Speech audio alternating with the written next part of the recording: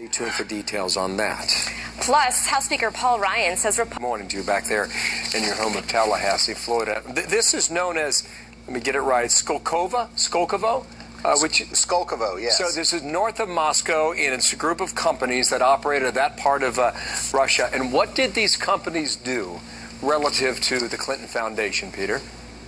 Well, you had American companies that were putting technology and money into Skolkovo, their version of Silicon Valley, and you had Russian companies and Russian government officials involved. Both on the American side and the Russian side, they are making major contributions to the Clinton Foundation to the tune of tens of millions of dollars. Some of them are also sponsoring speeches by Bill Clinton at the same time. Okay, did she have to sign off on these contributions as Secretary of State? She didn't sign off on the contributions, but she and the State Department negotiated and signed off on the memorandums of understanding, which allowed and had companies like Cisco and Google cooperating with this Russian tech initiative. Okay, now you say there was no smoking gun, right? You admit to that, but what you're arguing is that there is a pattern. Explain that, Peter. Yes.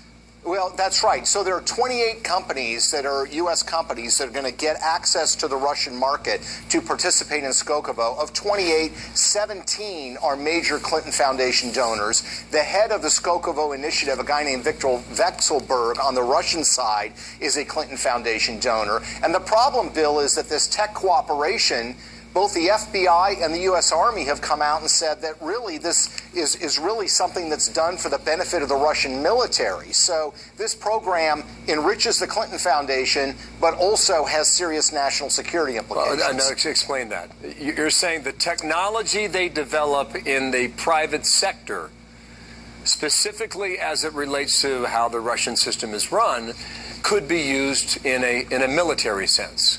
Is that the suggestion? That's right.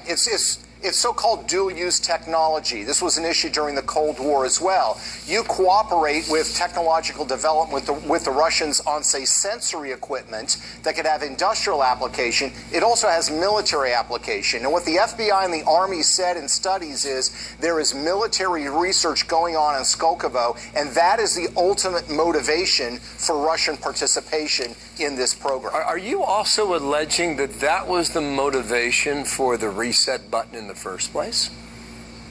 Well, I think with Russia, they had all kinds of motivation for reset. They wanted to have the arms deal that they got. They wanted to certainly have closer economic and technological cooperation with the U.S. The problem, I think, is we took the same approach we took in the Cold War, which is if we give them access to technology, if we give them capital, they're going to somehow mellow and become more friendly. And, of course, as we saw in the Ukraine and elsewhere, that certainly is not the case, and we're back into sort of this Cold War relationship. I spent a week in Philadelphia last week. I did not hear a single mention of the Clinton Foundation during the convention. Why not? Yeah, very unusual. Very unusual. I mean, this has been their pet project for more than 16 years. No mention of it at the Clinton Foundation. I think they've realized that people see the Clinton Foundation as a pay-to-play arrangement, so they just decided it was better off. They were better off not even talking about it in Philadelphia. Well, quite shocking, if you ask me. Is it shocking, or does it surprise you in the end? I mean, listen, you've been on this trail for years. It surprises me that they have backed away. They have vigorously defended the activities of the Clinton Foundation, the flow of money, the speaking fees. They've vigorously defended it for more than a year since the book came out. But then when it came to this national stage where you would have an opportunity to highlight all the great work they claim they're doing at the Clinton Foundation, they decide to take a complete pass, even though this entity bears the